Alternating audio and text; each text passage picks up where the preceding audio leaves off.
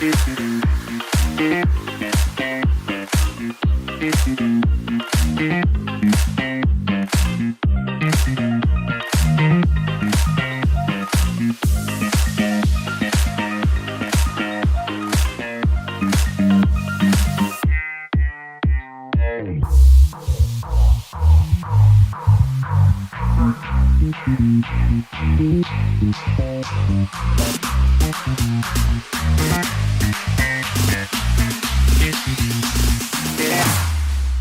we go now.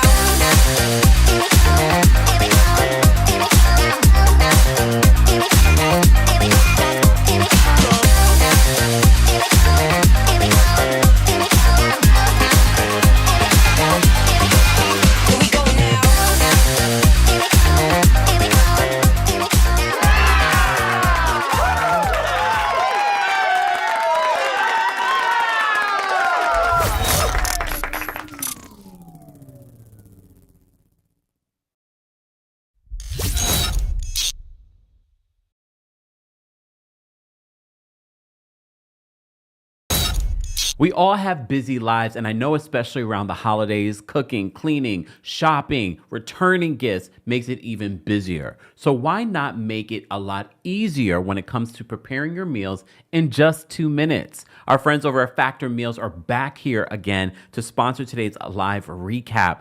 And they have actually some good news, especially for those that have New Year's resolutions to lose weight. Ready to optimize your nutrition this year?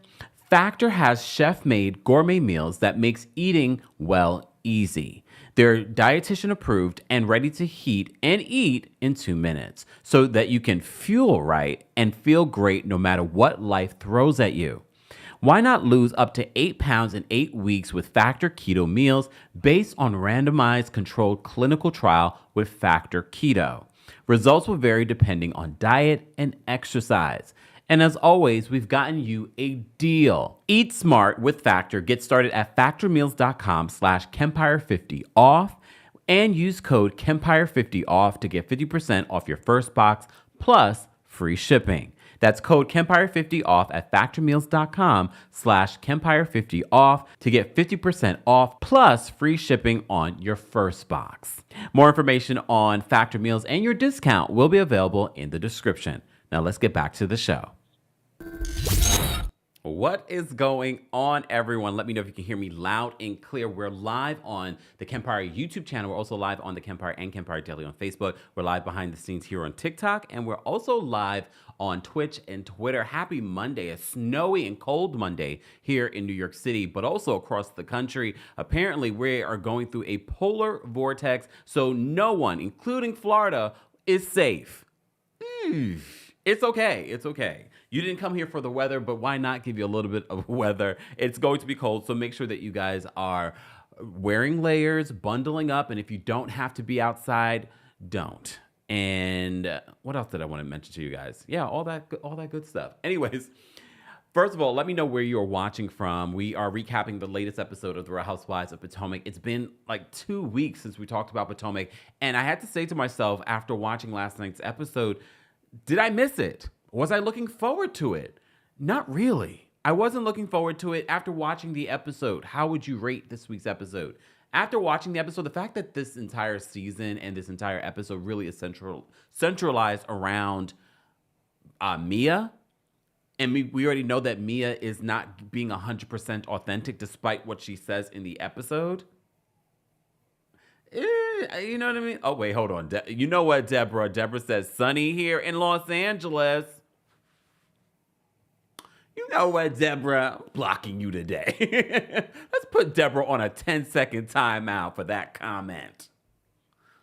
Fine, LA. Never mind. I'm not going to even say anything. Fine. The majority of the United States is experiencing a polar vortex, except LA. Anyways, LA, you've been through a lot. California's been through a lot, okay? Anyway, so back to Real Housewives of Potomac.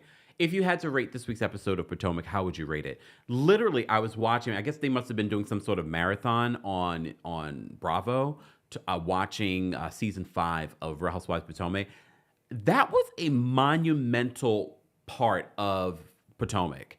that season, the season with Monique, dragging Candace, that really shifted. I think it shifted not only the cast, but shifted the audience.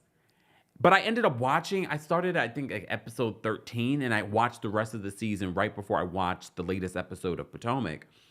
And I said, wow, that was a monumental season. It was an important season, I think, for the franchise, because I think it exposed a lot of what had been going on behind the scenes. It also showed people's true colors. I think it was also the time that we saw this shift in Gizelle and what people were doing behind the scenes.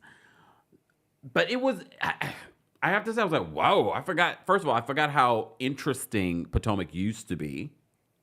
The last couple of seasons, Potomac has sort of been not interesting, not boring. Because when we look at Real Housewives of New York, Real Housewives of New York really has given me a different standard, okay? A different standard, because after watching Real Housewives of New York be so bad, I can never say that some of these other seasons that may not have been their best. No, we've reached an all-time low with Roni, and I would be shocked to see Roni come back in the same form that it is currently, in my opinion, okay? Paula says, I miss Monique. Look, that was the first time that I felt like Monique showed up. That reunion, and mind you, we didn't get to see everything of what was said and shown in that binder.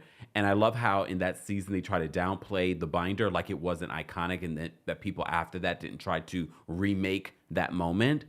That was the first time that Monique, for me, showed up and showed out. Not only did she look great, but she was activated. And I was like, whoa. We had never seen a Monique Samuels like that. I also was reminded at how hard Chris Samuels went for his wife. It's so crazy that you watch that from like almost 5-6 years ago to them being divorced now. And look, we already saw the signs of things going on in their relationship. But how hard Chris went for Monique, damn. It's like, how do you leave? Maybe that's what saved them for a moment. And I think Monique has said this in other interviews, that being on the show kind of saved their relationship at that particular point. But, the way that he went hard for Monique at the time, I was like, damn. Chris was a good guy. But it also shows you some of the true colors of some of the people back then. And Ashley and regular Robin. Did you guys miss Robin?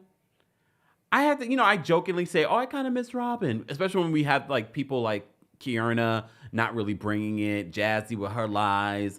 I don't miss regular Robin. I miss saying regular Robin, but what exactly is going on between regular Robin and Juan Dixon?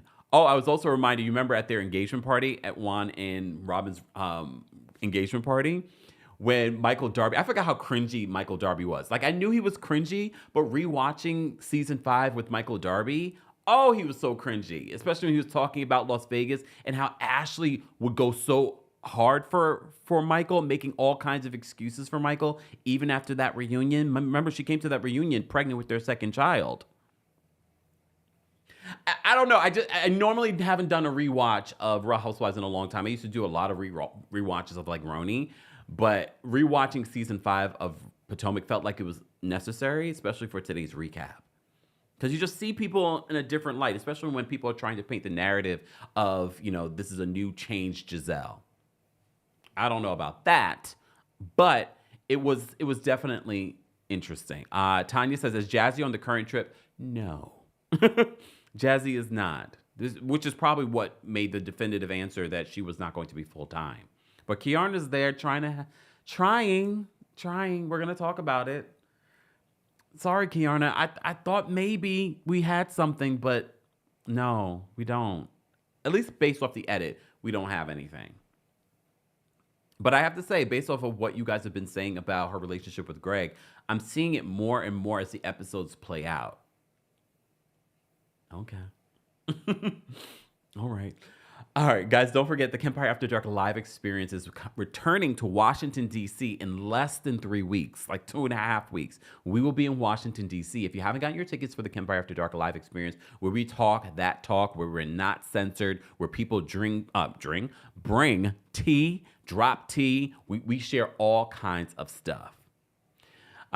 Miss Brooklyn says, I miss Robin as she would not have let Karen get away with the DUI. Yeah, I have to say, the cast, for the most part, besides Mia, have let Karen kind of like breeze by this season. And I know some of you say, well, she had a legal case, blah, blah, blah, blah. You saw the body cam footage. Don't be surprised if they decide to bring regular Robin back next season, especially if Karen comes back next season. Don't be surprised if they decide, you know what, we're going to bring Robin back. I know we're not here for it. Maybe bring her back as a friend of.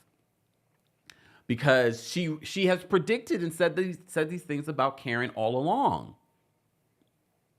So I know we don't love Robin in the fake storyline she was giving us, but maybe as a friend of, she'll be more likable. And maybe her being on Traitors on January 9th. Can't wait to watch it. The first 3 episodes drop January 9th. Maybe this is her transition, very much like Phaedra. This is her transition back into the arms of Bravo fans. No? Okay. Felicia says, I got my ticket to see you, Kempire. Thank you so much, Felicia. See you in Washington, D.C.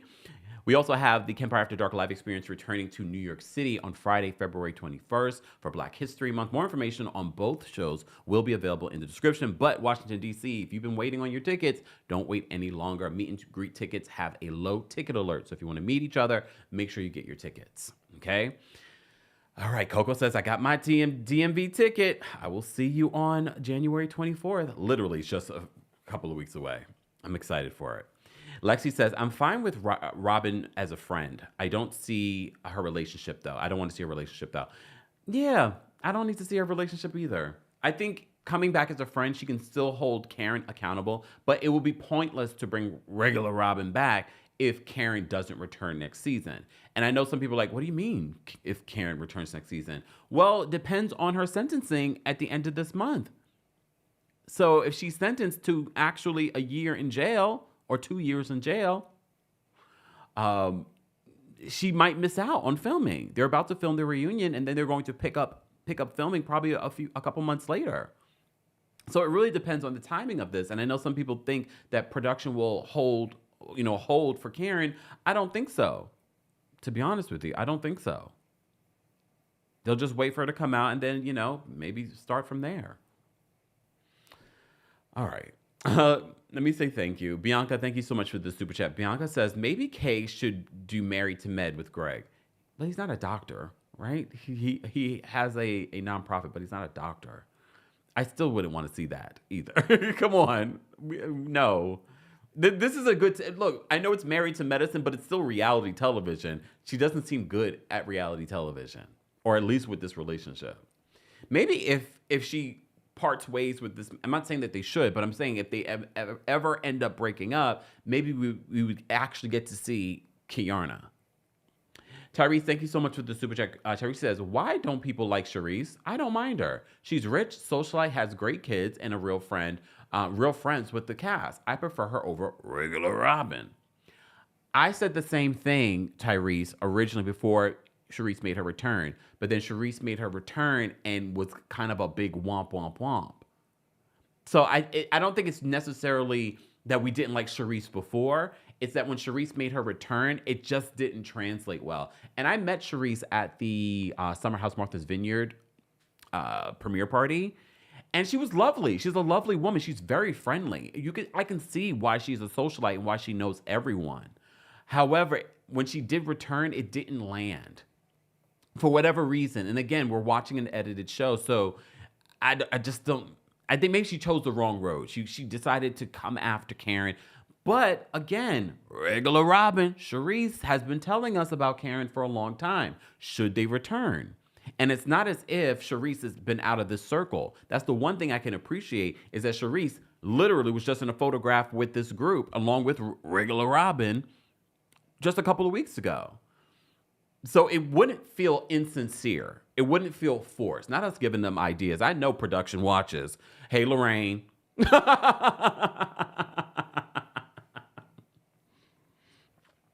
And it's not just Lorraine. Post-production watches. I met them at the premiere party. Yeah, they watch. Okay? All right. Anyways, I thought I turned my notifications off. Why am I getting reminders? Keith says, I can't with regular Robin. Why? Look, why?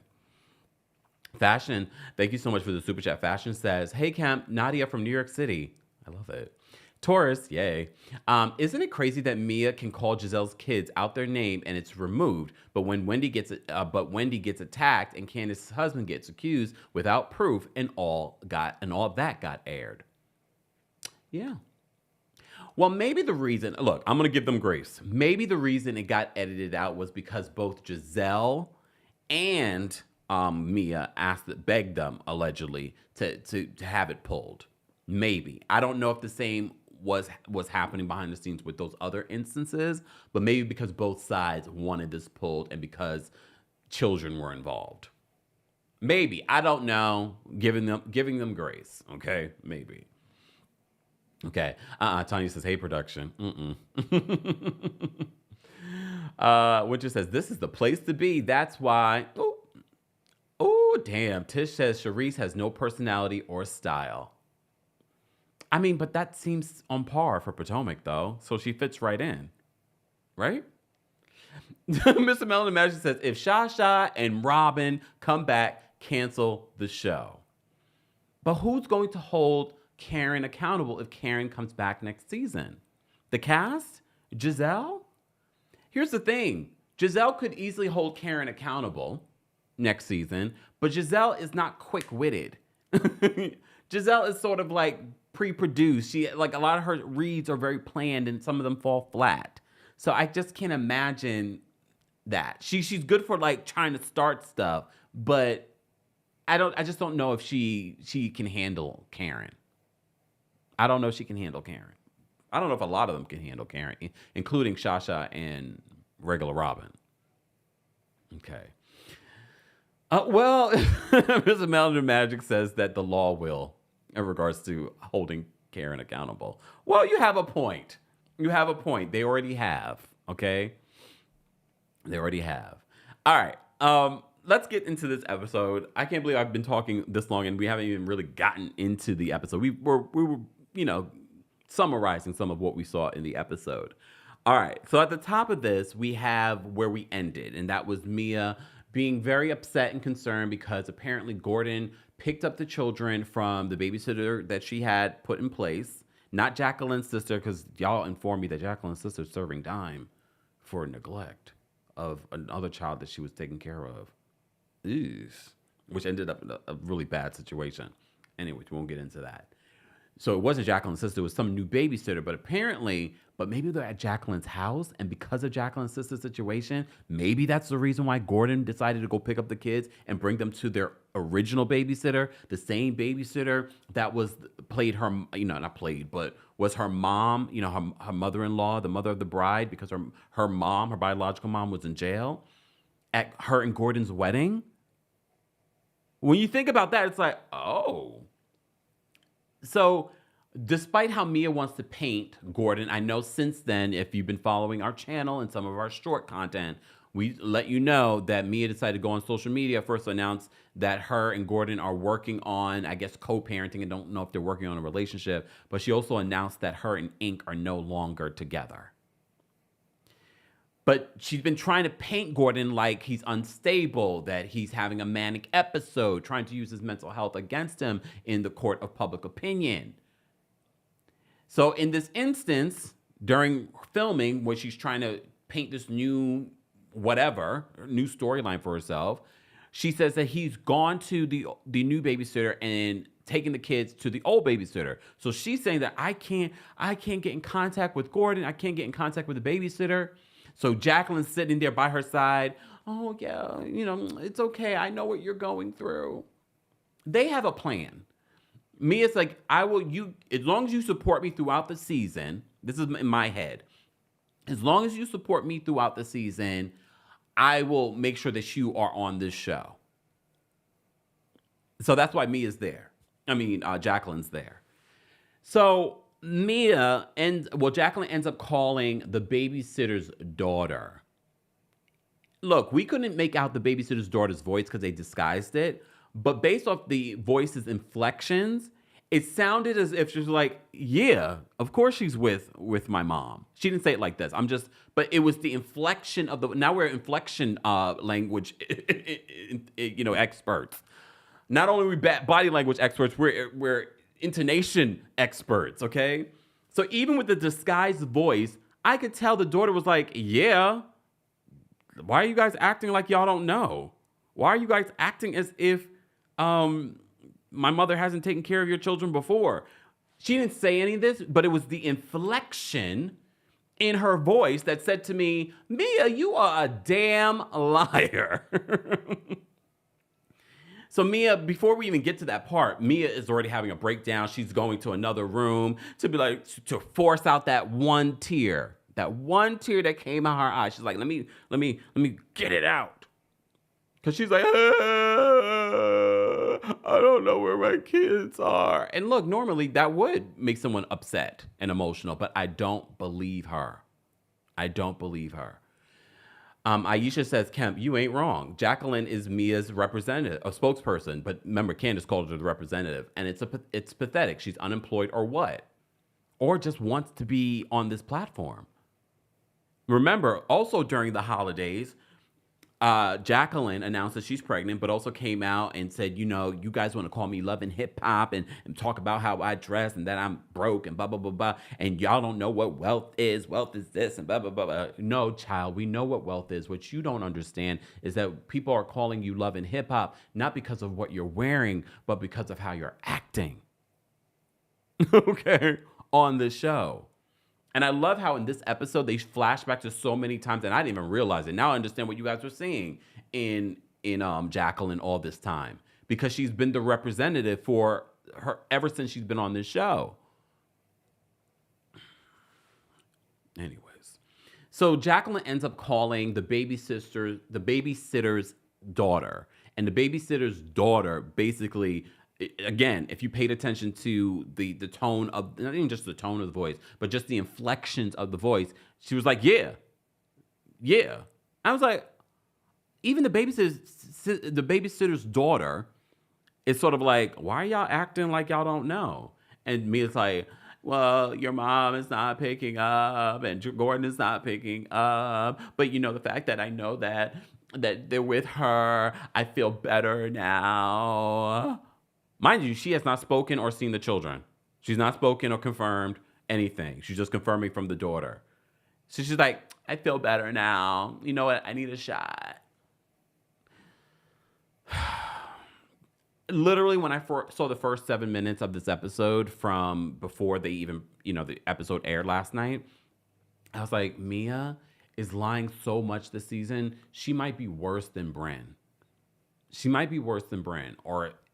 Or they're equal. I don't know.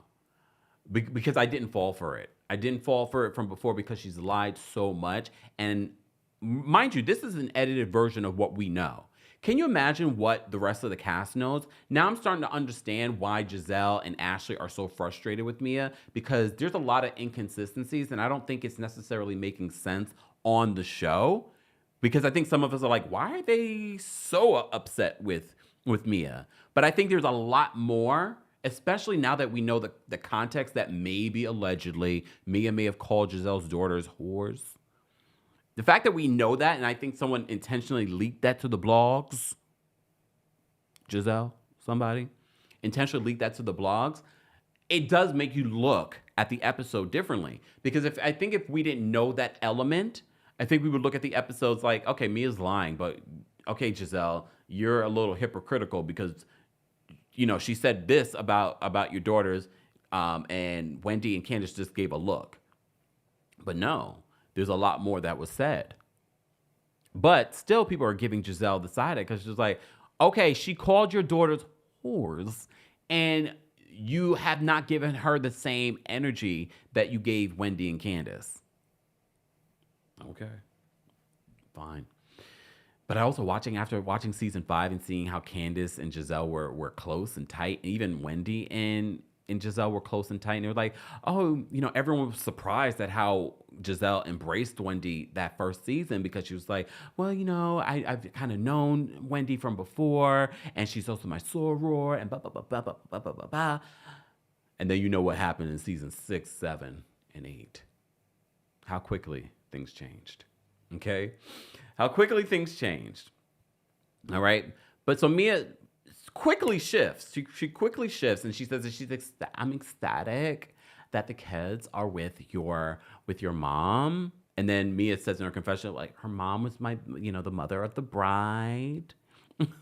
And mind you, you knew this before who they were with. I can understand maybe you're still concerned because you haven't heard from them, but you knew who they were with. So now all of a sudden you hear from the daughter and you're okay with it. Okay. Amit says production leaked it, or else last night's episode wouldn't have made sense. That's also very possible, but I wouldn't put it past one of the housewives leaking it too. Who knows? You just never know, but I wouldn't put it past production either. Okay, so Jacqueline hugs Mia, and she's like, I know you're going through a lot, and no one else knows what you're going through but me. You are giving single white female, Jacqueline, especially this season. She's hugging Mia. She's like, I know what you're going through, and no one else knows what you're going through but me. I know the rest of the group doesn't know. What is going on? Weirdo behavior, but it makes complete sense. These two have known each other for a very long time and have been, quote, best friends. It makes complete sense that she is a weirdo, okay? But I understand I understand, Mia. No one else in this group understands you but me. Okay. No one else in the group understands you but me. Scary. Okay. All right. So the group is gathering together. Hold on. I don't want to skip anything. Okay. So Kay gives an update. The group is in the Sprinter. Kay gives an update on her relationship with Greg. We found out that she met Greg a month after he got a divorce. I mean, I guess, look, we don't know the dynamic of Greg's marriage and how long they were separated they're in Maryland, right? So don't you have to be separated a year before you can actually get a divorce? So maybe, because I was thinking immediately, like, damn, was this a rebound relationship for him?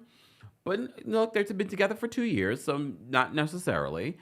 So apparently, we already knew that they were building a house together. At this particular point, they've been living together 90 days. So she's talking to the group. I think they wanted in this episode to give Kay her moment. She's a full-time housewife. Remember that information came out last minute that she became full-time. So I think they're trying to piecemeal and make her have these moments in order for people. Because if she was a friend of, they wouldn't need to add these moments. So she looked like she was excited to talk, but it felt so produced. Even Karen asking Kay about their situation, it's sort of like, okay, we have to, ask Kay about her relationship. Do they really care? Probably not. So Kay talks about her relationship, blah, blah, blah, blah. One of the things, because, we did a recap with Layla Lynn and Grace Report, and they were talking about this relationship, and they gave me a new perspective on Kay's dynamic with Greg. And she talks about, she's more in a routine lifestyle with him. She says in this confessional, it's good for me. Oh, it's good for me. And I said, oh. So I don't know if Kay is in this relationship because it's something that she's in love with this person. She's passionate about this person. It feels as if because she's making a certain type of money. She's a business owner. She's on this show. She feels as if she has to have a certain person, a certain lifestyle, a certain routine. And I'm like, but is that what you want? Or do you want the drug dealer from Baltimore? I'm asking. I have to say that stood out to me. She's like, it's good for me. Oh. Okay, but look, in all fairness, I know quite a few people, including some of y'all, that get into relationships that you believe that you do because your parents feel like this is the type of guy you should be with. So I'm wondering if that's what Kay is doing in this situation. And to be honest with you, the fact that I talk this much about Kay is my service to Kay and the rest of the world at this particular point. Because honestly, I really don't care. and I know you don't care. So let's move on. So also they talk about in the Sprinter, Ray told Gizelle that Karen gave him a list of things that he needs to do, I guess, to make up to her.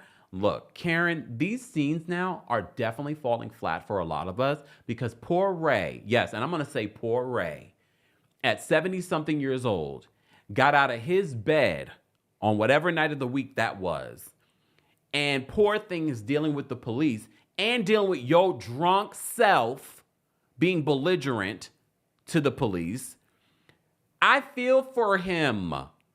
And the fact that you this season want to blame him for why you got into the accident and now he has to do all of these things. And look, I don't know. Ray could have done some things that we don't even know about. And some people might say it's the finances. Okay, that was years ago at this particular point. Either divorce or figure it out. So yeah, Ray's got to do a couple of things for her. He's got to open the door for me. He's got to, sometimes, is he going down to the village? He's going down to the village. Have you unretired your mouth? No, he still's got some more important things that he needs to do for me. I don't know what Karen has on Ray or what Ray did to Karen, the fact that Ray is so loyal to her, but I don't get it. I don't get it. The fact that Ray has been able to play along with this dynamic, I don't know what it is. Okay. Paula says it's giving alibis. Deborah says justice for Ray. Poor Ray. You know what I need to do? I need to get Ray's laugh on the soundboard because this laugh makes me giggle. Anyone else? Anytime we hear Ray Huger laugh, oh, he's so funny to me. He's so funny. Anyways, so they talk about the things that Karen wants from Ray. And then, of course, Karen says in her confessional, she's like, I think we're a little too old to be talking about slobbing the knob and things like that. Jazelle confesses, like, I slobbed the knob. Okay. Fine. Ew. Don't need to see that or hear that from Jazelle. All right. So Jacqueline, in another conversation to Ashley, tells about Mia's drama from earlier in the day. So Ashley's like, wait, sidebar. I wrote this down because I wanted to talk about this. So Ashley's confessional with the dark brown hair and like the burgundy. I think that's faux fur. I don't think that's real fur. Ashley's tacky. But why does Ashley's wig feel expensive but cheap at the same time? And I'm thinking it's because she's kind of giving little Kim with the fur. Like she's trying to give rich, but then the wig doesn't seem rich. I don't know. It just feels like everything in Ashley's confessionals feel cheap. But in that particular confessional, it was like she's kind of giving cheap, but at the same time expensive, but I know it's not. Okay. Right? Danielle says, Karen is lying. Ray is of a certain age. He's been open. He was born opening the door. I thought that was a lie too. I was just like, Ray Huger is not opening the door for you. I feel like I'm sure they could do a whole compilation. Okay, editors, I know you watch.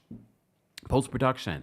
Can we get a montage of Ray Huger opening the door for Karen Huger at the reunion? Just asking. Okay. Mama Allie says, maybe it's a Temu wig. Amit says, that describes Ashley to a T. What did we refer to as cheap before we had Temu? Just like, do people still order from Temu? I'm sure people do, right? You order from Temu? I don't. I did one time, and I was like, never again. Never again. First of all, it takes forever, especially when you're part of the prime life and you're used to getting things really quickly. I was like, Temu's taking like 3 weeks in a day. No, never again. Okay, moving on. So Ashley says in this conversation, because Jacqueline's updating her on the drama with Gordon, Ashley says, I don't understand how Mia is so calm. She says, if it was me, I would be frantic. I would need, Kmart, damn. It says Kmart, damn. But Ashley says, I don't know how Mia's so calm. If it was me, I would need to see my children. I would need to hear from them. And then I was like, you know what? Ashley brings up a really good point. Again, for me, it just solidifies that Mia be lying. Because why aren't you, more concerned? Or the fact that, you did not see or hear from your kids. Like that phone call from the daughter, not a family member, not from your mom saying, oh, I heard from the kids, from the babysitter's daughter. That made you okay. So Ashley finds that to be peculiar. I agree. Look, I agree. So the ladies get to town, and they're walking the streets, and this man flirts with Wendy, and she's like, the Godiva goddess is goddessing everywhere. I will say this, I've seen quite a few videos about women in Central and South America, Black women, that they said that's probably some of the best places and most celebrated places Black women can be. I've seen quite a few videos. I'm not saying that's fact, but quite a few travel influencers, Black women that have gone to places like Colombia and Panama City. They say you would be shocked at how Black women are treated in these countries. Like, they're treated well. So I thought it was interesting. We saw multiple times that they're beautiful women, despite some of the tacky fashions, not Dr. Wendy Asefo. And then when I watched Dr. Wendy's first season in season 5 to see how far she's come, not just from her fashion, but whatever work she did, it was subtle but perfect work, because I saw the difference from her first season to what we saw in Panama. I was like, Dr. Wendy looks good. She looks good. So I'm not surprised that the man on the street was like, hey, hola. Gigi says that I'm visiting. I'm just saying, like, look.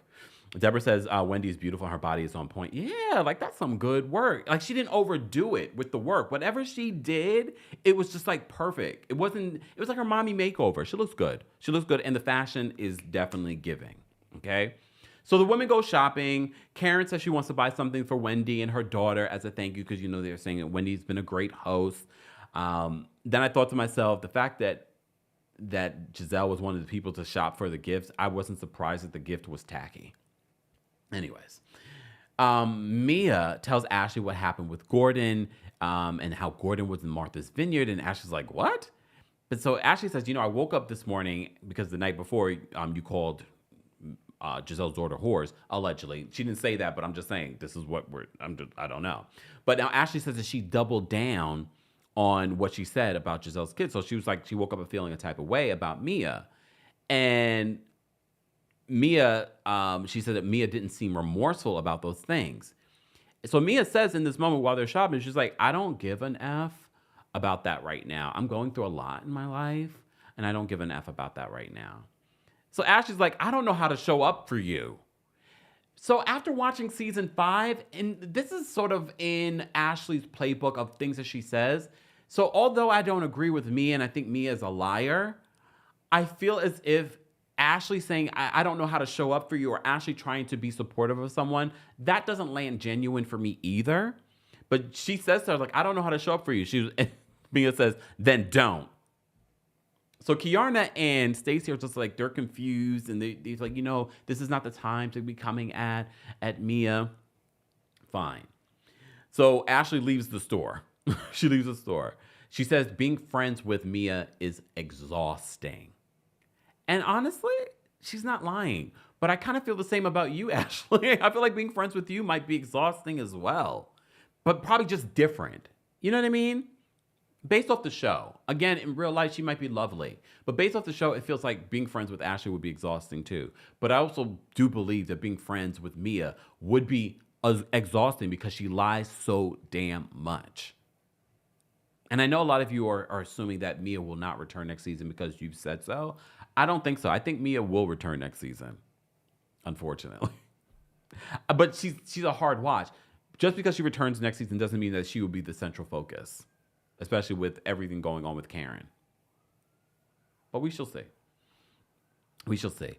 Ariana, thank you so much for the super chat. Ariana says, I'm mad at Mia for making Ashley sound reasonable. I know. But honestly, I think after watching season 5 yesterday and then seeing some of the verbiage from Ash, I'm like, you say this stuff all the time, but I never see it in your action. But maybe it's the action behind the scenes, okay? Exactly. DB says Ashley is a friend to no one, just like Mia. So when she says, I don't know how to show up for you, I feel like you've said this before to other people and you really don't show up as a friend. You did show up for Monique, though, when you wrote that letter, that letter in court for her character letter in court. You did show up then, but I think the reason why you showed up then was because Monique showed up for you in regards to maybe suppressing footage from the home about Michael pinching someone's booty. Allegedly, we don't know. Okay. All right. Anyways, we're going to move on from there. Guys, if you haven't already, be sure to like the video. It's easy and it's free. It is a members only live chat. I forgot to mention that at the top of this. So, we do this at least once a month, sometimes twice, and we do our members only live. Become a member today at teamkempire.com/join. teamkempire.com/join. All right. All right. Shout out to our members. We appreciate your monthly support as well. Okay. So, Wendy says that Gizelle is wait. It's because they had a separate conversation in the store because the group were separated. So Wendy was with Jazelle and Karen, and she says to Jazelle, "You're better than me because I would have cleared the table." Again, these scenes are landing different because we know what allegedly Mia said about Giselle's daughters. So this again made it seem, I think if we didn't know that this possibly happened, Wendy saying, I'm like, well, I mean, no, I guess depending on the person, regardless, you're going to feel a way if someone's talking about your kids or insinuating something about your kids. But even more so if they called your kids, a whore. Okay? So Wendy tells Gizelle, says like, you're better than me because I would have cleared the whole table if someone spoke about my children that way.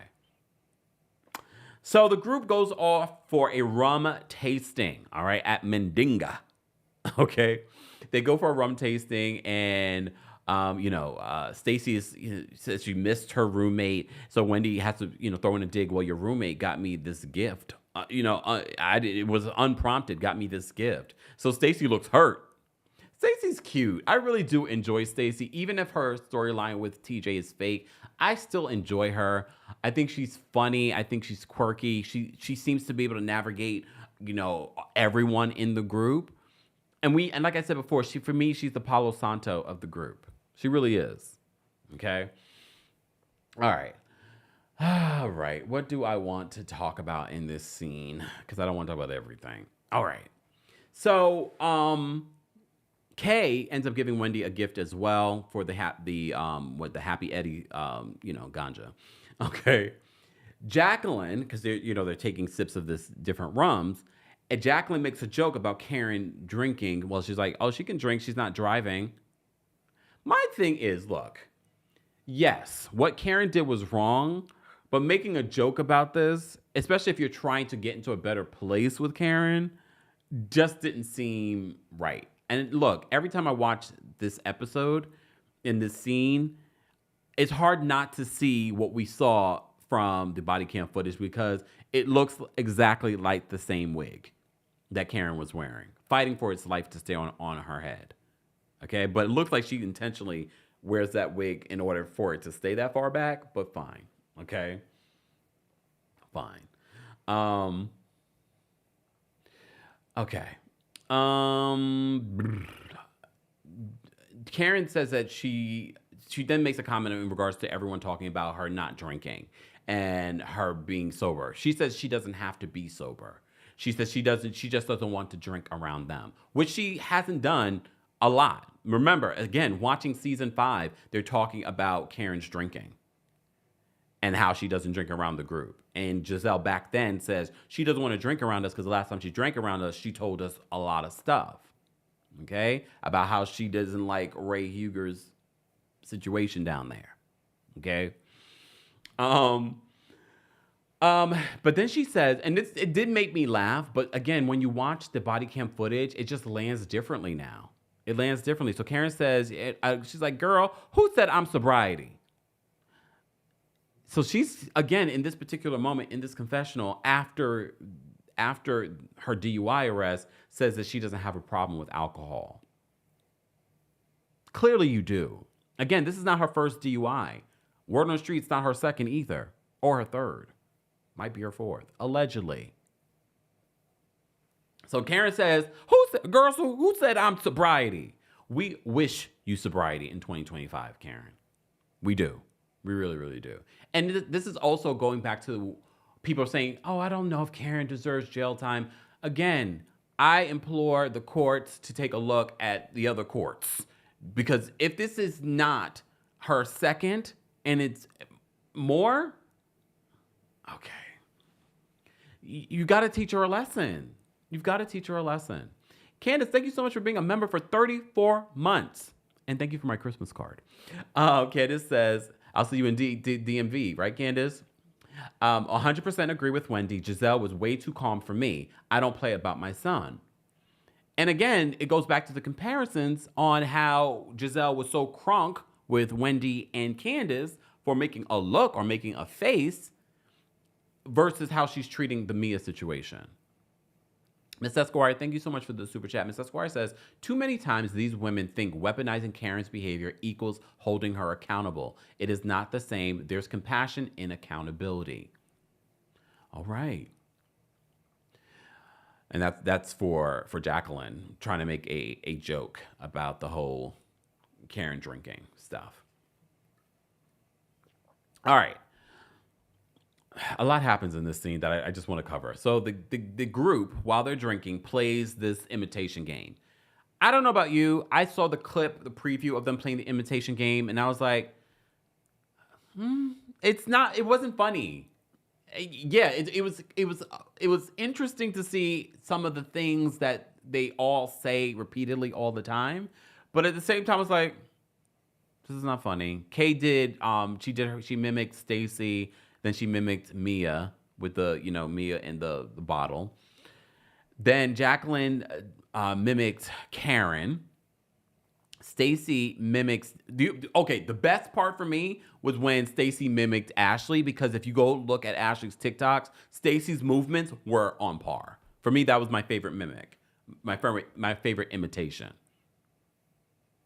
But to be honest with you, like this whole little, and this is what they do with Housewives. Let's play a game.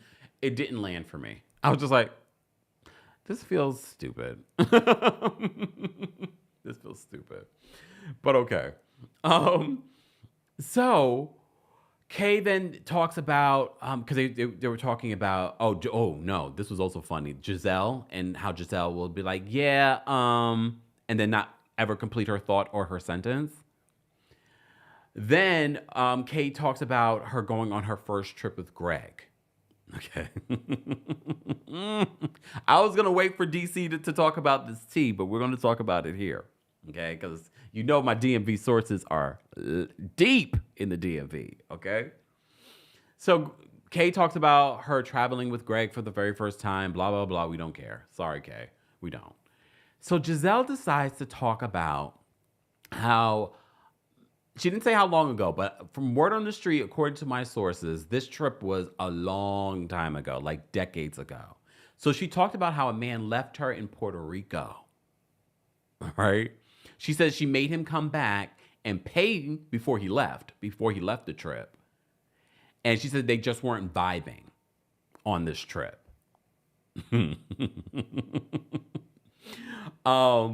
She claims that before he left, she told him to pay the bill. And she says to this day, that man wants her.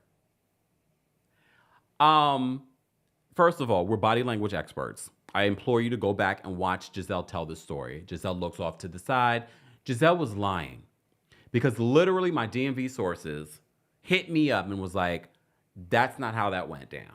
Yes, they went to Puerto Rico together. This happened many years ago.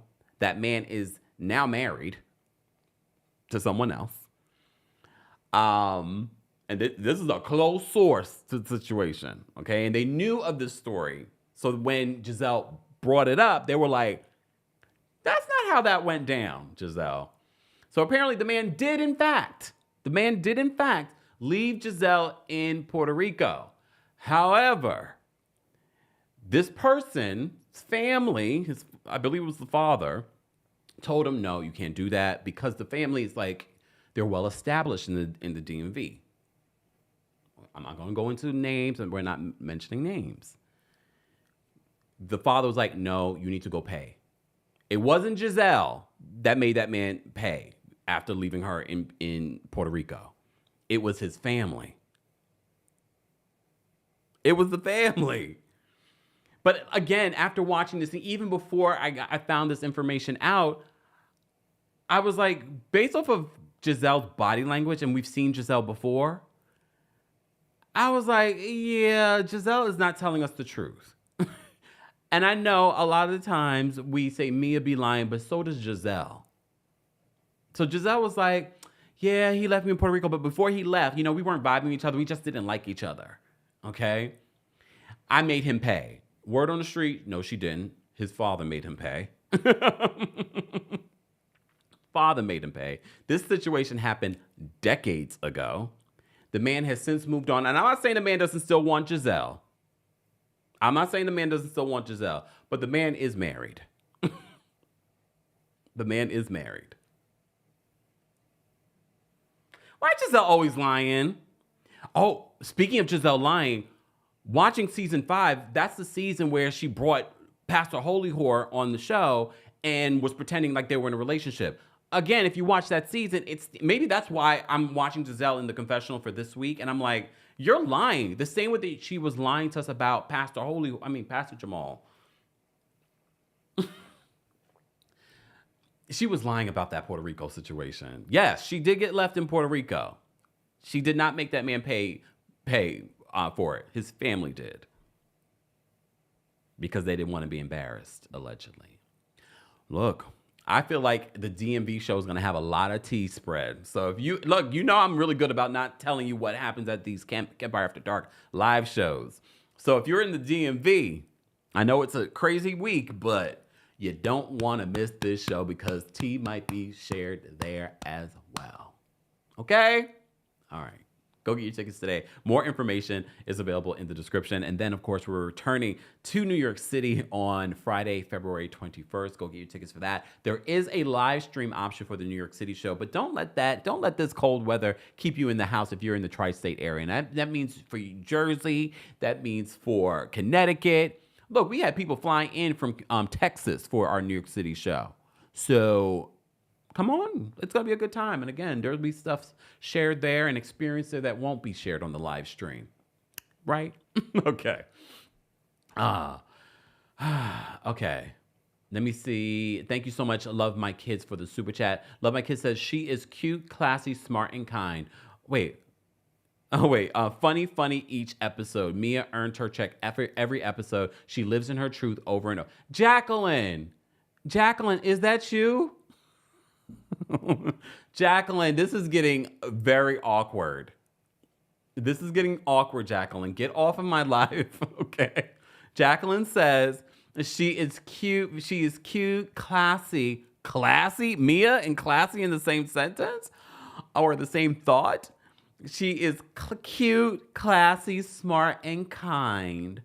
Funny each episode. Mia earns her check every episode. She lives in her truth over and over. Actually, this sounds like Mia, because Mia might be on that level of delusion. Damn, Mia, you watching, girl? Hey, girl. Hey, girl. Hey, Mia. I'm so glad you decided to go back to the brunette, the black hair. It's so much better. I don't know why this season you wanted to go blonde. Maybe you wanted to be with the new member of the Green Eye Bandits. I'm so glad you went back to your black hair. Okay? All right. Mia wants to be called Stacey now. Okay, Mia. Miss Esquire, thank you so much for another super chat. Miss Esquire says, you think I would get on television, say a man left me outside the night? Wait, nifty 50? Again, people tell the internet things I'd lie to Jesus about. Because she wanted, but you see how Jazelle tried to spin the story. I made him pay before he left. She didn't realize that people know people. Because honestly, if that tea didn't come from me, I just would have been like, Jazelle, you're lying, based off of your body language. Only for that tea to come to me, and I was like, wait, what? Mind you, the tea came to me before I even saw it. I was like, what? Huh? Wait, huh? What?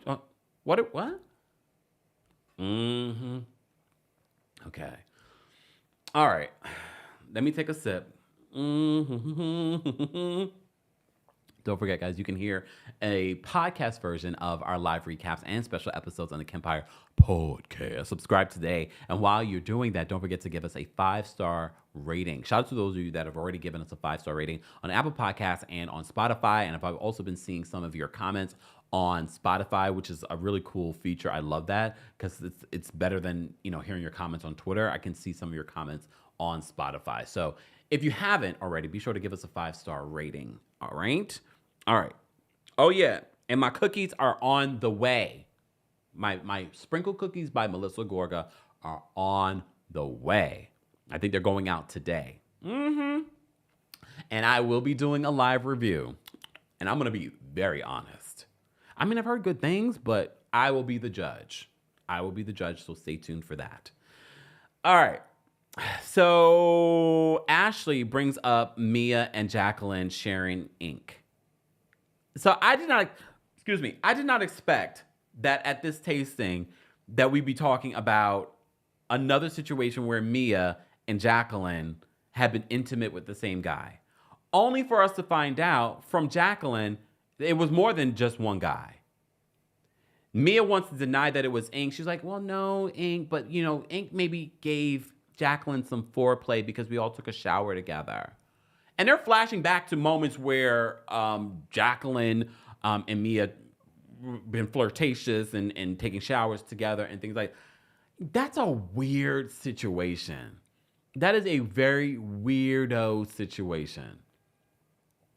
So they've shared more than one peen, okay?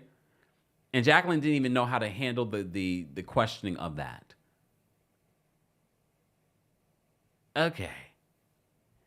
She's now broken up with Ink. But we already knew that Ink tried to flirt with Jacqueline, only for us to find out, well, maybe something went down. He's definitely seen Jacqueline without her clothes on because they were in the shower together. So she's like, maybe there was some foreplay. No, there was definitely more than just that. Ew, and look, and this is no judgments. Grown adults, do what you want to do.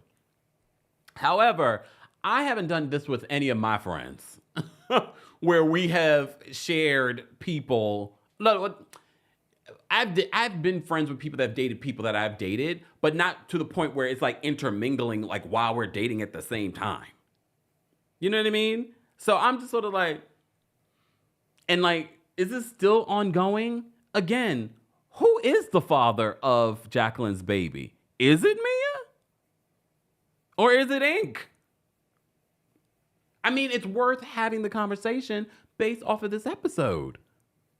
It's worth having the conversation because now I'm actually like, oh, it could be someone else's baby. It might not be PP's. Is Mia still in the live chat? Stacey, are you still here? What do you know? You know what I mean? Okay. Anyways, guys, we have almost 1,900 of you watching on multiple platforms, and we have shout out to those of you watching on Twitch and Twitter. Hold on, let me see something because I see we have a comment. A regular Robin fan is in here. Okay. Oh no, someone on Cecilia on Twitter says the Robin hate is real. Not sure why. Mostly black people hate an educated black woman so much. It's odd. You all like, batterers, I think you wanted to say. Batterers, Monique, and drunks, Karen, but hate Robin. Sigh. Oh, Robin, you're pretending to be an attorney now?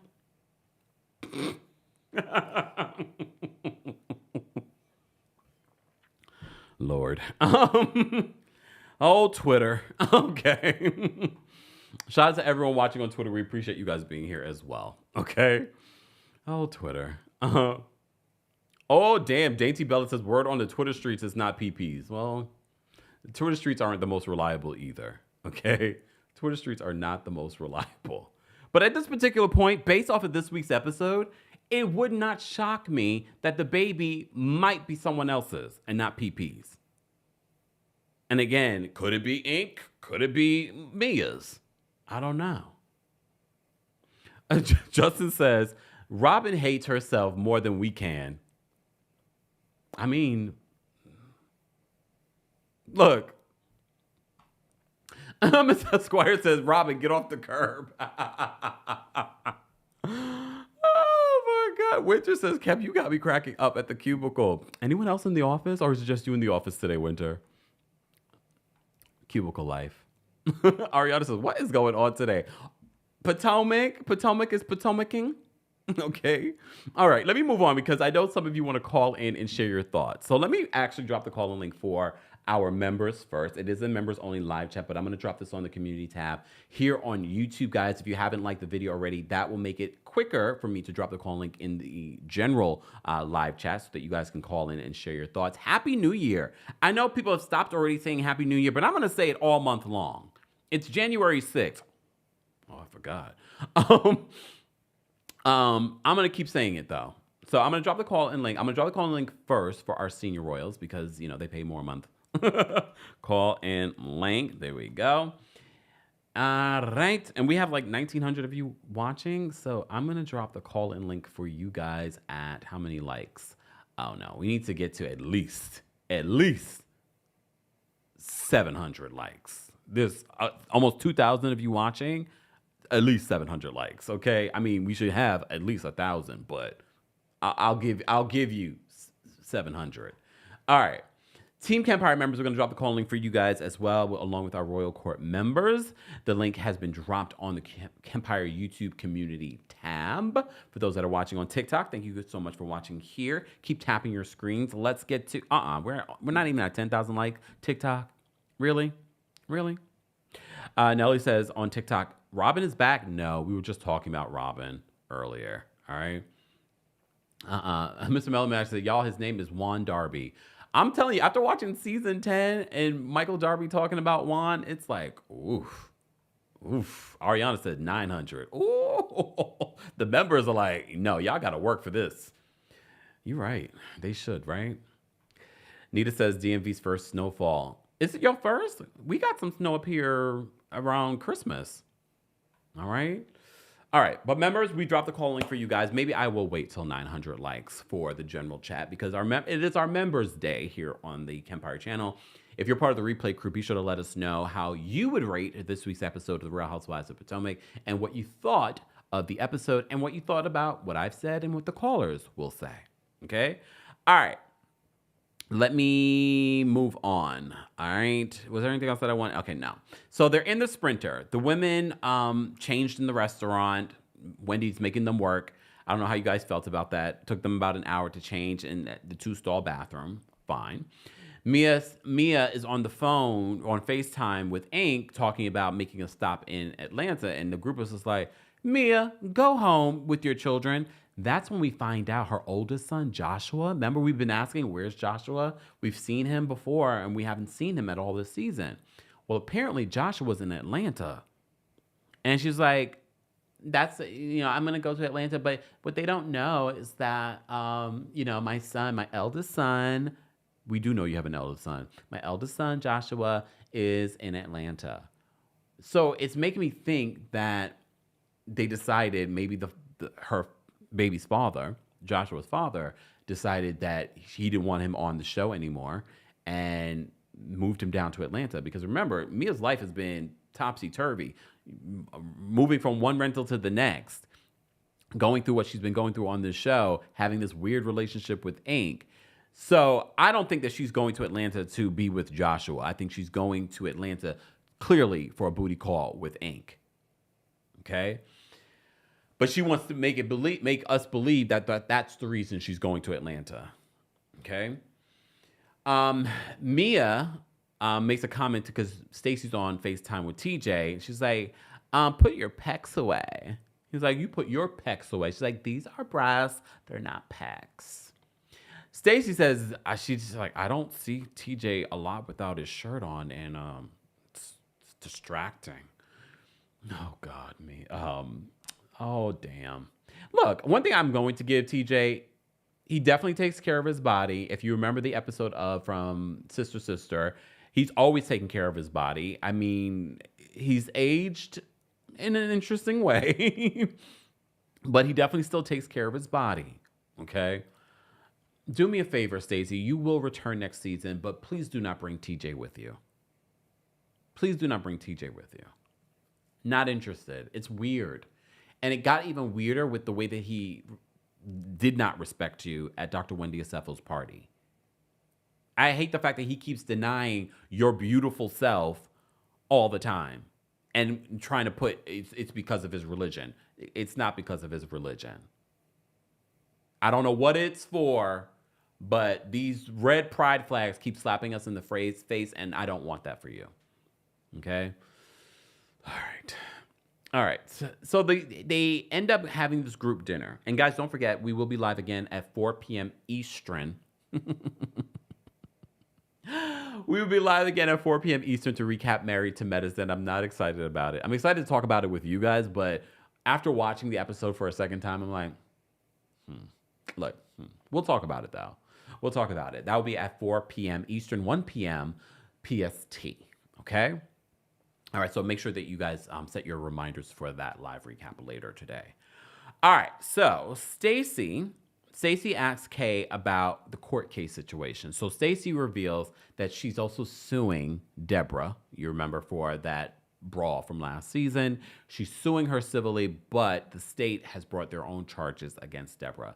Do we have an update on that? Do we know what's going on with that? I'm sure they'll talk about this at the reunion. Are they still pursuing charges against Deborah? We do see for the preview for next week that Deborah is countersuing Kierna for $71 million. Here's the thing, because even Jazelle says to Kierna, I was like, you know she doesn't have anything, right? And Kay's like, she'll figure it out. I just don't know if it's worth it, because the legal fees alone, is it worth it? And I get it. What she went through, she's got a scar. She was embarrassed I don't know if she was embarrassed, but she might say that she's embarrassed legally in order to get something. And look, I don't know what Deborah has. I don't know what Deborah's family has. I don't know what Deborah's husband has. But Kierna wants to pursue it. And Kierna seems dead set on pursuing it. Look, it's her right. I just don't know if it's worth it legally. This is why sometimes these folks settle. Or maybe Kierna's hoping that that's what Deborah will do. But sometimes people settle just so they don't incur thousands and thousands, sometimes millions of dollars in court fees. Not saying that's millions of dollars here. I just don't know if it's worth it. So she gives the update on that. And Kay says that, she'll figure it out. All right. So Wendy says that Jazelle and Karen, because she's seeing Jazelle order for Karen, she said they operate like a 50-year-old couple. And then I have to remind myself, Jazelle is a Virgo, Karen is a Taurus, 2 earth signs. So I can see how they operate. This is why I said, I know I come hard on Virgos, but I probably would date a Virgo because it's a very similar personalities. I know it doesn't seem that way, but this is probably part of the reason why Karen gets so irked by Jazelle, because, Virgos have irking personalities. But she's ordering for Karen. But look, I don't mind that. Yeah, order for me. Fine. You know what I want. Less things for me to do. Okay. Mia recalls what happened. Wait. Oh, Mia retells what happened earlier in the day in regards to her kids to the group. Wendy says, and this is Wendy reacting to what Mia has described, because we all have said it. Based on what Mia is describing about manic episodes from Gordon, Wendy's really concerned. She's like, based on what you're saying, are you sure that he should be around the kids, or the kids should be around Gordon? And Mia, I can't even remember exactly what Mia's response was, but I think she, for a second there, was like, I might be taking this too far. Because that is a real concern. You're talking about him having manic episodes, and you don't feel uncomfortable with him around the kids if these episodes are not being dealt with appropriately? Because Mia's lying. Mia is lying. So Jazelle decides to bring up Mia doubling down on what she said. It was a weird way that they brought this up because Gizelle said that Karen mentioned how Mia doubled down. Mind you, Gizelle was also at this dinner.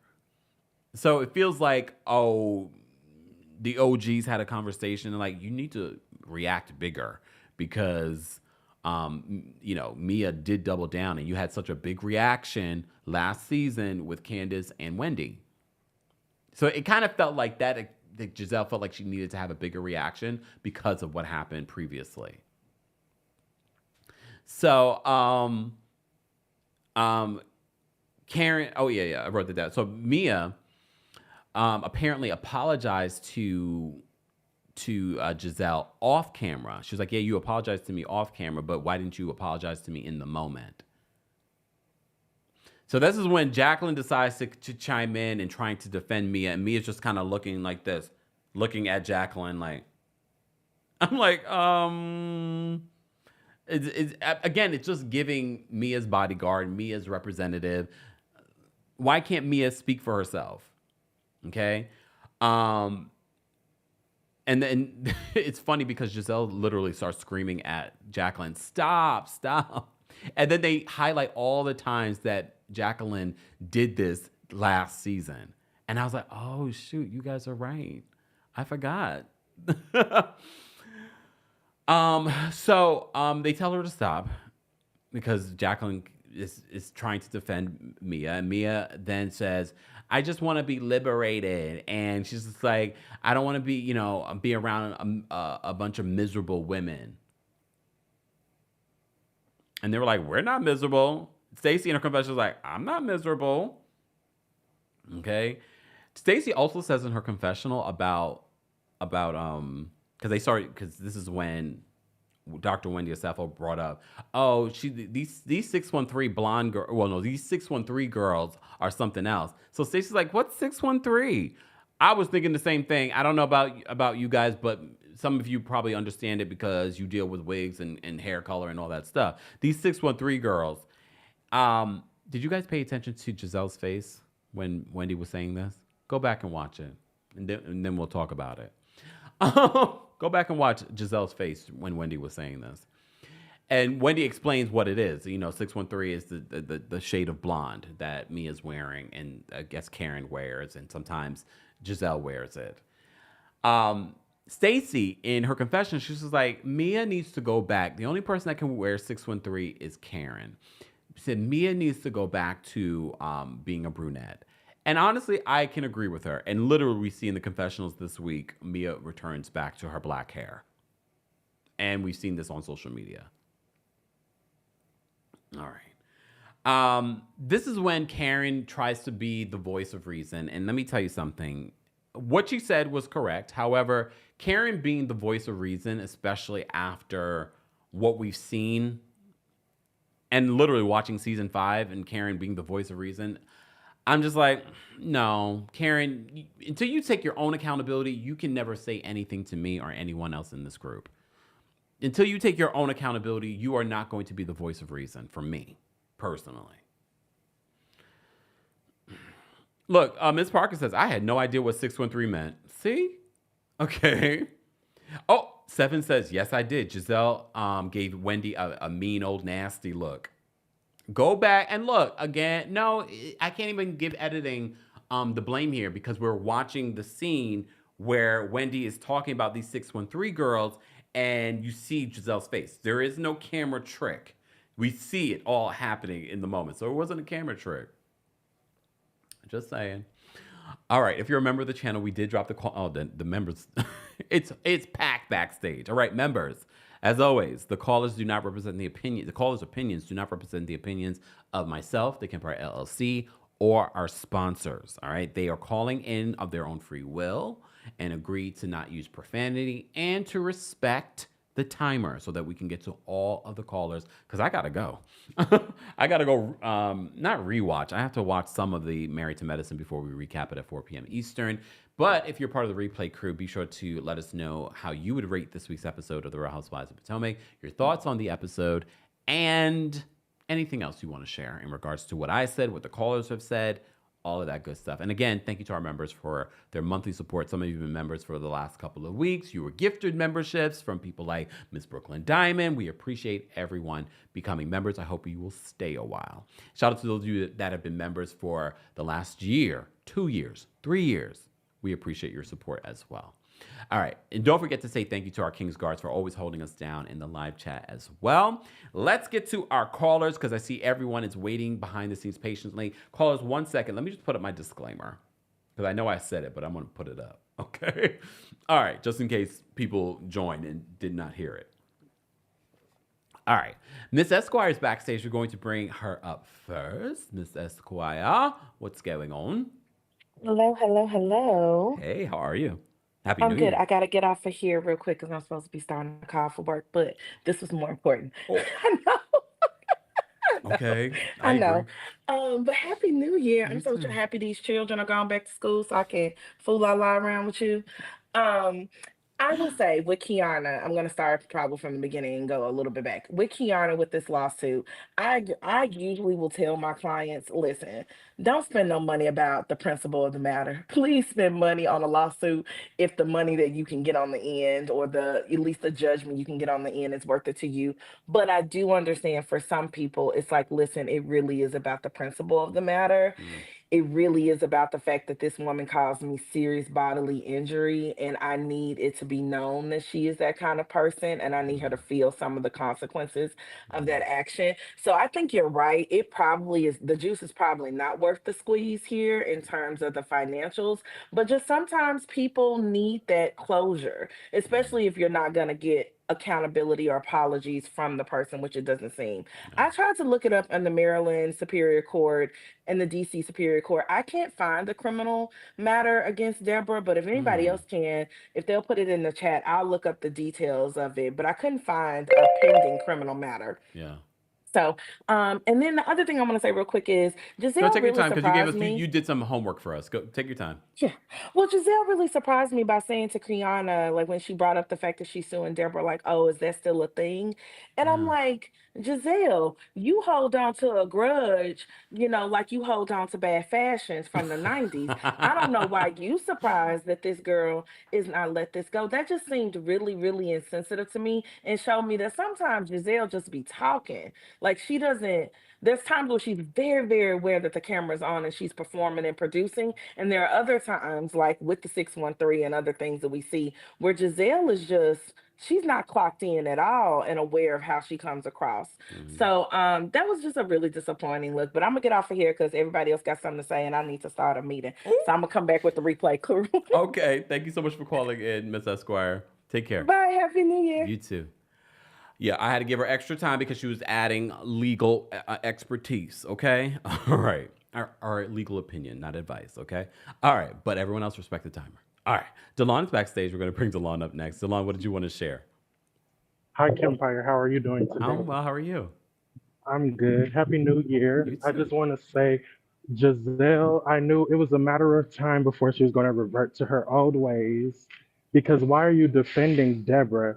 I feel like Ashley and Giselle have something that might come up because of that, because I feel like they had something to do with her being there. And Mm, Ashley, I feel like she really had a hand in her acting the way she did because in the editing and in the TMZ clip, Candace's back was turned to Deborah.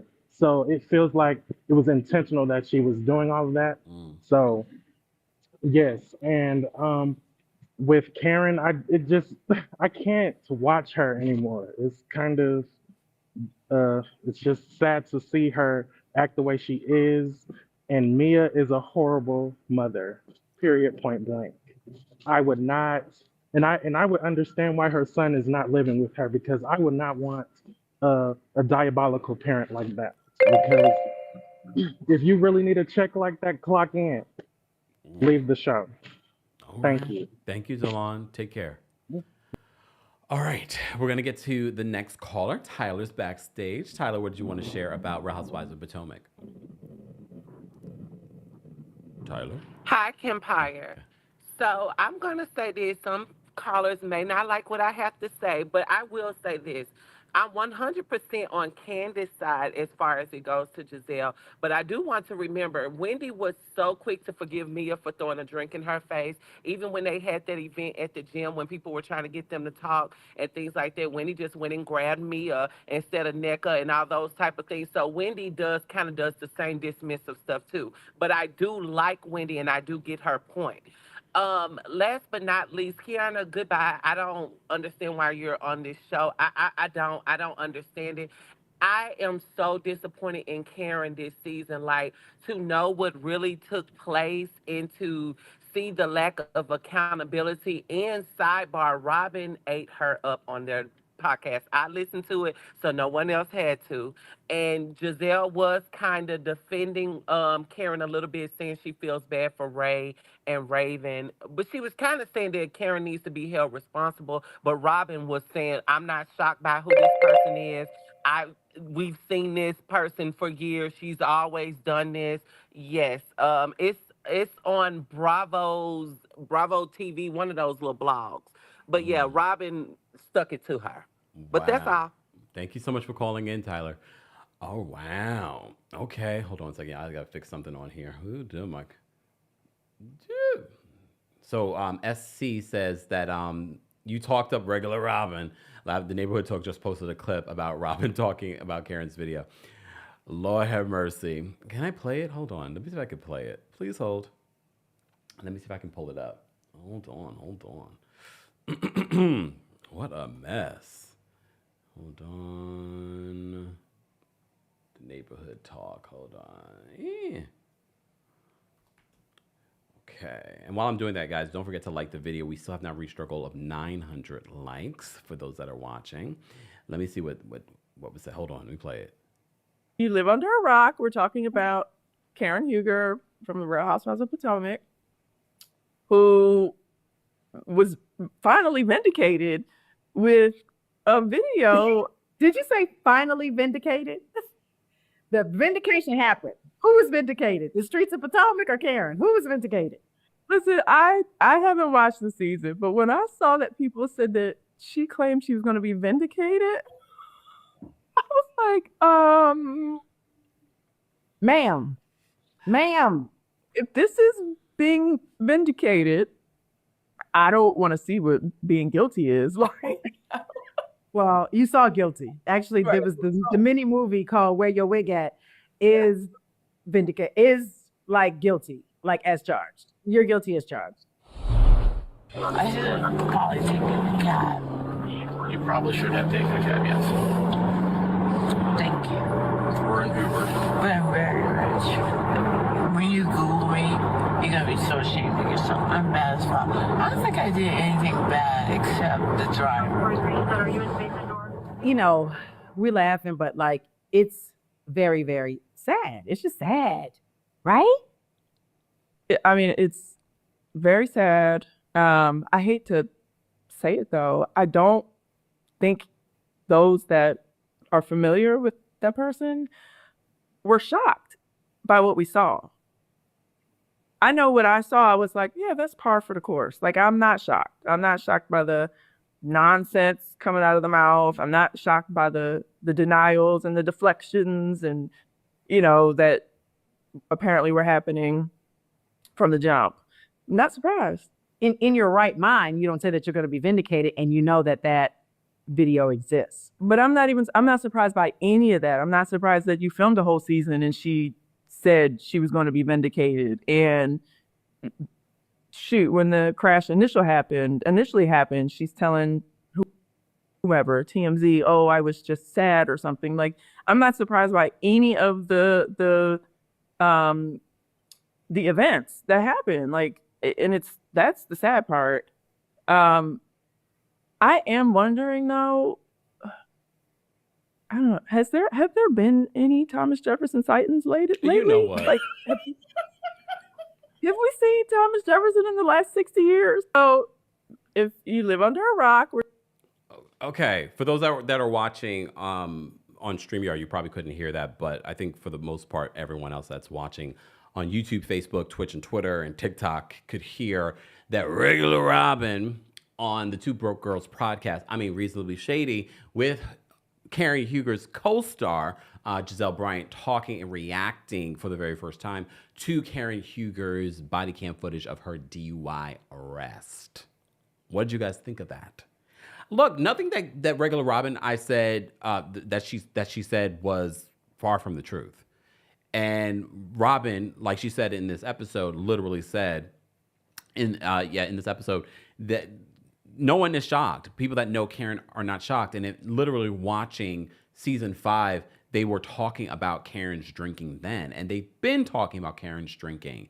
But now we're talking about Karen Huger getting behind the wheel of a car and getting into an accident. Just saying.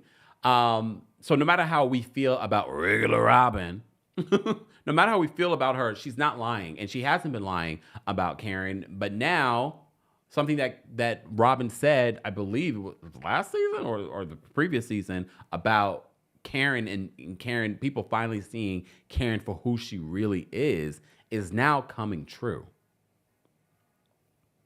Just saying. Tashia says, I still don't care for Robin. Yeah, look, two things can be true. You don't like Robin for the show, or you don't like Robin, but what she's saying here is not untrue either. Okay? All right. We're going to get back to our callers. Live chat. Keep liking the live. We'll post the call link once we get to 900 likes. Okay, 800. I'll give you 800. I don't know why I'm giving you grace, but I'll give you 800. I'm giving 800 for the folks that have liked the video and the other haters that are watching but not liking the video. I'm not going to make you suffer.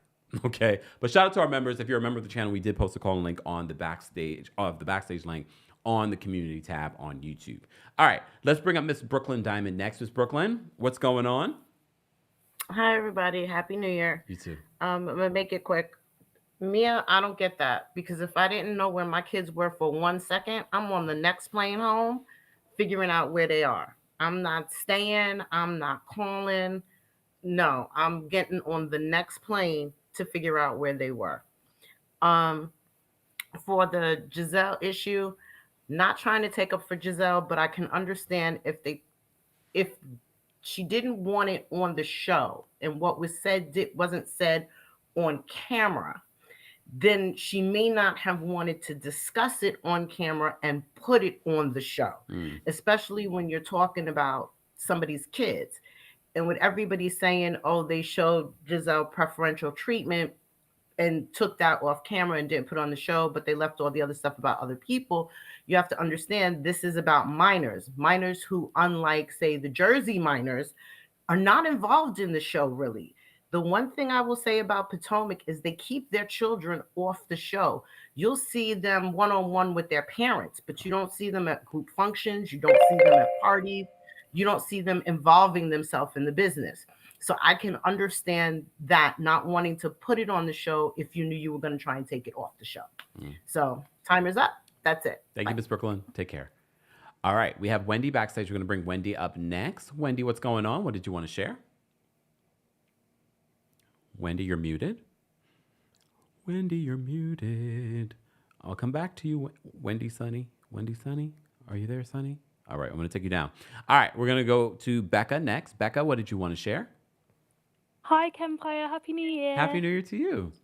I just wanted to say that I've been watching season 9 lately, and I've been skipping through it, to be honest. Oh. Yeah, it Why? really hasn't Boring? been a good season. Yeah, very boring, very bland. I feel like there hasn't been a lot of accountability on some of these ladies. And I also just feel like there's not been a lot of, like, I need, like, an activated, like, crazy person on the show. I need, like luxury and, like, things like that. So I don't know. And I feel like the only reason why Jazelle isn't as activated this season is because Robin isn't there. So I feel like losing her close personal friend and someone to back her has made her become quite silent. But yeah, that's all I have to say. But thank you and Happy New Year. You too, Becca. Thank you for calling in. I mean, a lot of people predicted that. They wanted to see a season without regular Robin and Jazelle and see the different dynamics. And you're probably right, Becca. You're probably right. That's part of the reason why, not just because Jazelle lost her father, but because she doesn't have her partner in crime. All right. We have Jenna backstage. We're going to bring Jenna up next. Jenna, what did you want to share? I want to say aloha, Kempire. Aloha. How are you? Hey, We're I got sick of you already, huh? Yeah, I'm in Aloha State. excuse me. It sounds like it too, because you I'm sound. Go ahead. No, you go ahead. I figured I have been lately, huh? No, you're breaking up, so that's part of the reason why I'm like, yeah, it sounds like you're in Hawaii. Hawaii. Yes, I'm very far away, and I just wanted to call hi because I didn't even watch the show the other day, but I got the notification on the YouTube, and I was like, let me see what Kempire talking about these crazy women. So I'm gonna just let you know. I just want to say hi and Happy New Year. I'm trying to start it off right.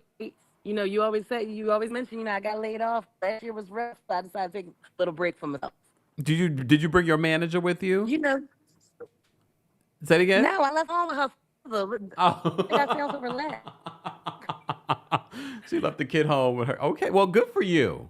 Good for you. Enjoy your Thank trip. You, and pray, yes, and pray for safe traveling for me because y'all know it's snowing over all way, so I got to fly into work. So I catch y'all on a slide to let y'all know I showed up home okay. Wait, when do you fly in?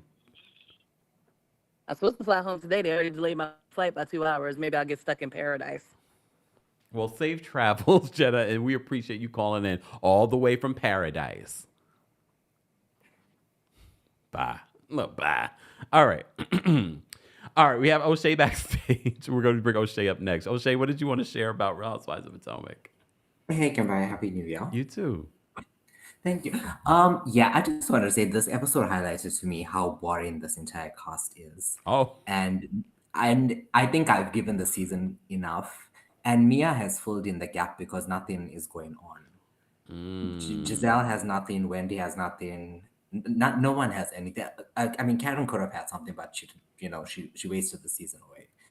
So yeah, I think they need a car shake-up for season 10 because if there was other stuff going on, I guess the producers would have more to work with, but there's nothing going on. And I wanted to ask you, reunion-wise, do you think that Karen is showing up, or do you think she's going to? If she is not on lockup, well, I think the reunion is supposed to be.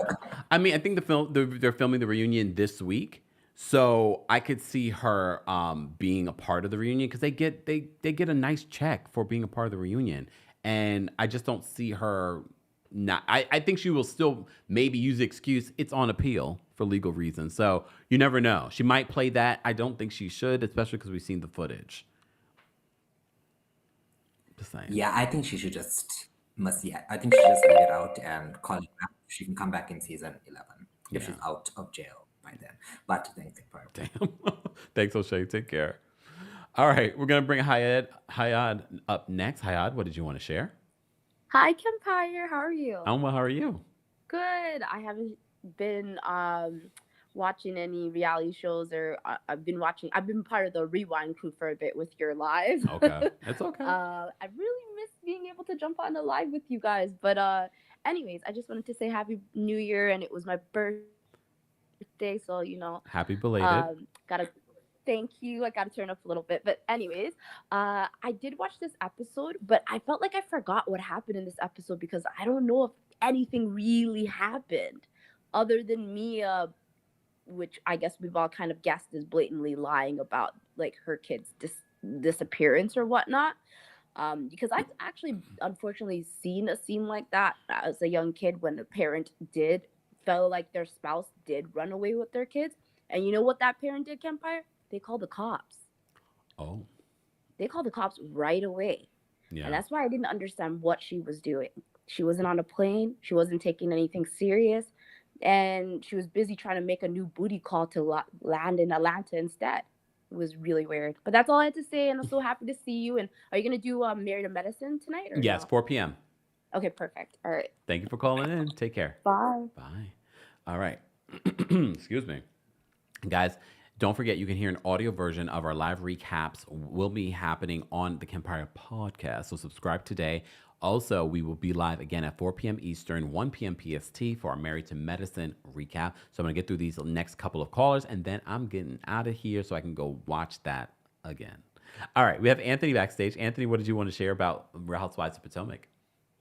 Hey, community. Hey, Kempire. Anthony from Los Angeles, California. How are you? I'm well. I'm sure the weather's fantastic there.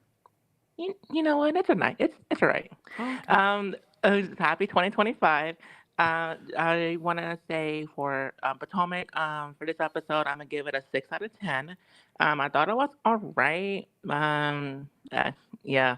For two notes, Mia and Karen. For Mia, I honestly don't believe her entire storyline for the rest of the season. Now that the fact that Mia and Gordon are back together, I think, from New Year's that she posted. So I feel like all of this was, plotted from the both of them. I know, obviously Mia is to me is the leader of this whole story of like coming up with all of this, and Gordon is going along for it, and also Ink, Jacqueline, obviously, because I just don't understand how all of this adds up and how all of this could even be explained at the reunion.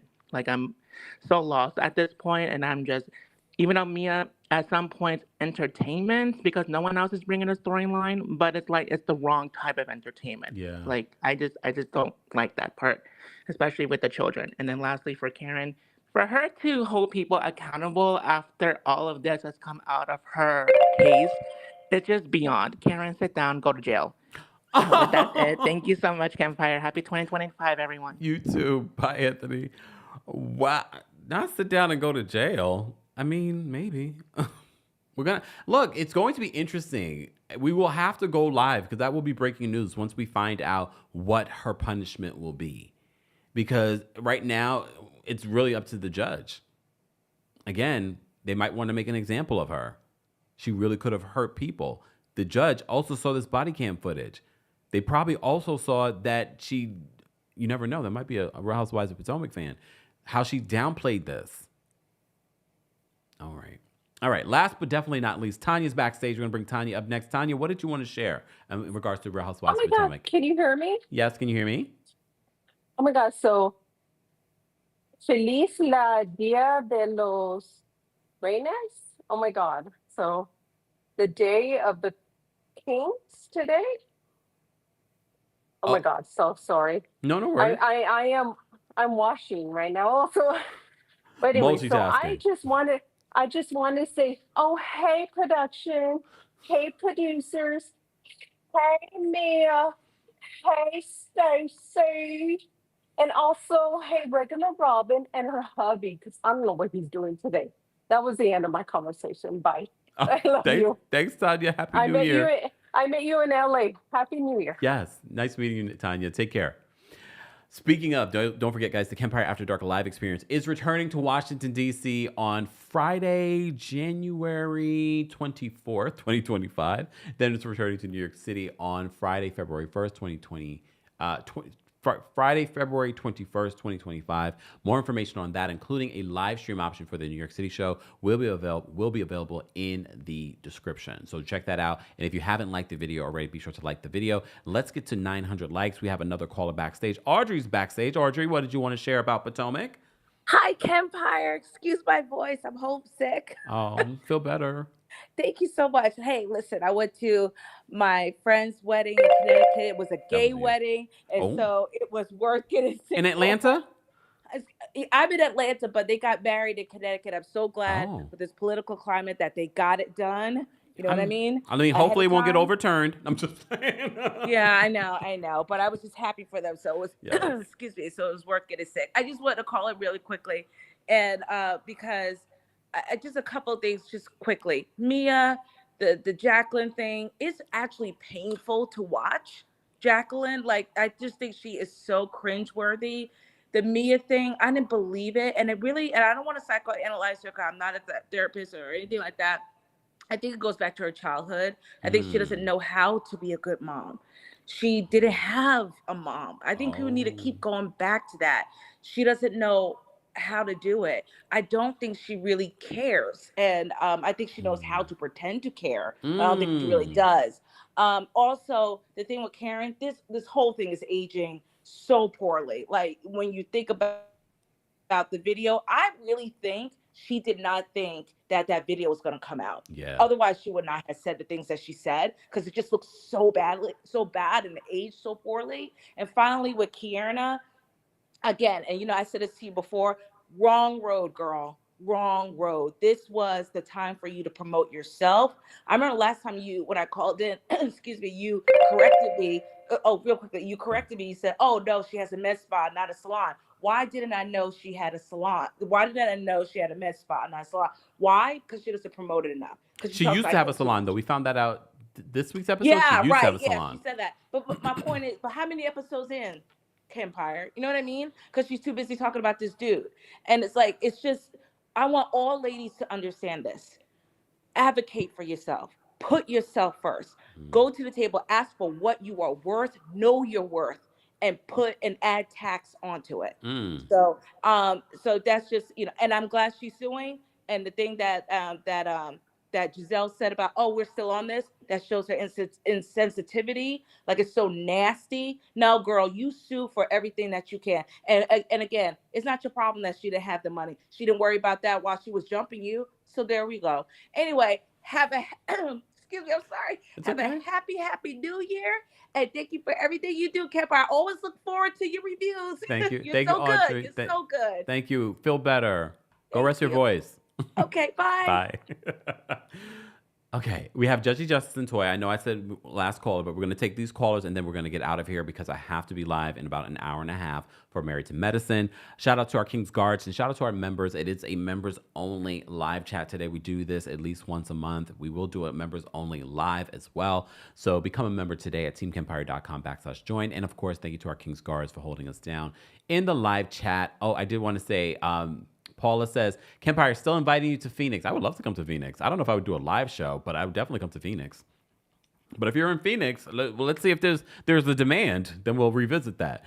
But I definitely want to visit Phoenix at some particular point. All right. What's the weather in Phoenix right now? All right. Judgy Justice is backstage. Judgy Justice, what's going on? Hey, Kempire, I'm so sorry. I had to run away from these kids, my job, so I can be Okay, here. Mia. I actually love my kids, so. Oh, Lord, No, come just on. joking, I think she loves the kids. I gotta be a little shady. Okay. But all right, so I can't believe I'm saying this. I really am enjoying Jazelle more and more. I feel like her response to I can't remember Kiara about the salon. I thought that was like true. I felt like that was a good moment because I feel like I don't know Kiara. I just keep feeling like she just keeps interjecting herself into things, and it's not really a storyline. So it's hard to follow like what's going on here. And then also, I'm really just sick of Mia. I don't really enjoy her at all. I feel like everything's very theatrical. It's not based in any sort of reality that can be relatable to an audience. And I wish her and Gordon the best with their reunion for going 4 days strong. Well, thank you, Kempire. I'll let you go. I know you got to eat. Bye. Thank you. Take care, Judgy Justice. See you in Washington, I'm sure. Okay, we have Toya. Toya will be our last caller. Toya, what did you want to share? Hey, Kempire. Hey. I think that Mia and that storyline was fake. I think she wanted to try to prove that she was a good mother because even though we're not the biggest fans of Ashley, even Ashley said, I would have left. And on top of that, is Gordon a danger? And we didn't even see her talk to her kids or like, I want to hear your voice. I want to make sure you're not scared. And, you can hear that in a child's voice. I want to see you in the FaceTime. And I know every parent tells me their kid has a tablet or an iPad and they keep that charged. So you could have communicated with your kids a different way. And they're a little bit older. They're young, elementary school, but they're not like toddlers. No. So anyway, Mia, bye. Jazelle, that was insensitive to say, are we still on this? Okay, Miss Wannabe producer. And Kiana girl, yes, we like you. We don't care about Greg. Like, we want to talk about you, girl, you. And yes, sue that lady for all her money. I don't care if she's making minimum wage. You get some of that minimum wage too. Damn, Toya. Thanks for calling in. Bye-bye. Thank you. Bye. Wow, not sue for the minimum wage. But does it make sense to sue for the minimum wage if you're paying how many? Like I used to work for a law firm for 15 years. Those billable hours are something serious. Is it worth it in the end? This is why Mr. Squire said what she said. Is it worth it? I get it, principle of it all, but Is it worth it for you financially at the end of the day? Some people have the money to waste. Fine. But again, what Gizelle had to say, Gizelle just has a way, and this might be a Virgo thing, it's not having tact. Because we're saying the same thing Gizelle is saying. Is it worth it for you, Kiarna? But Gizelle just says it in a way like, are we still on that? No. I think what Gizelle wanted to say, maybe if she had tact and care, is it worth it? Is it worth it? To you know, okay. I don't know. All right. Anyways, we're going to move on. We're almost at 900 likes, guys. If you haven't already, be sure to like the video. It's easy and it's free. Shout out to those of you that sent in super chats, VENMOs, Cash Apps. We appreciate the support. But again, you can support the channel just by liking the video, subscribing, and telling a friend to tell a friend. We will be live again at 4 p.m. Eastern, for our Married to Medicine recap. So stay tuned for that. Danielle says, hashtag justice for Gordon, hashtag justice for Ray, hashtag justice for us. All right. And shout out to Stacey that sent in a super chat earlier today defending Mia. I mean, I'm sure there are people that are Mia defenders. Please understand. But just her terminology. Let me go back to the super chat. Let me see if I can find the super chat. Hold on. This super chat was so funny to me. Oh, wait, hold on. The name of the person, too, is Love My Kids. Mia. Mia says, she is cute, classy, smart, and kind. Funny each episode. Mia earns her check every episode. She lives in her truth over and over. Originally, I thought this was Jacqueline because, you know, she's Mia's representative. But the more I read into it, it says to me, this is Mia. Mia, we appreciate the super chat. She then said, no, it's Stacey. Nope, it's Mia. It's Mia. All right. Well, guys, I look forward to talking about Real Housewives of Potomac, talking about all the things that have been going on in reality television and, of course, pop culture. We are going to talk about the diddler of it all, the Jay-Z of it all, and everything in between. So if you haven't already, get your tickets for our Kempire After Dark live tour coming to a city near you. A new year and new shows. The Kempire After Dark live experience is returning to Washington, D.C. on Friday, January 24th of 2025. I know it's going to be an interesting week, so why not unwind, relax, and have a good time with our community and me at Union Stage again on Friday, January 24th, 2025. Meet and greet tickets are still available. All the information will be available in the description. New York City, then you're up next for Black History Month. We're bringing the Kempire After Dark live experience back to the Green Room 42. So if you want to talk hot topics and more with me, make sure you get your tickets today. But for those that can't make it to the show, or maybe you're international and you still want to view the show, get this exclusive opportunity to get the streaming option, the live streaming option at the Green Room 42 for the Kempire After Dark live experience happening on Friday, February 21st of 2025. More information on both shows will be available in the description. Here we go now.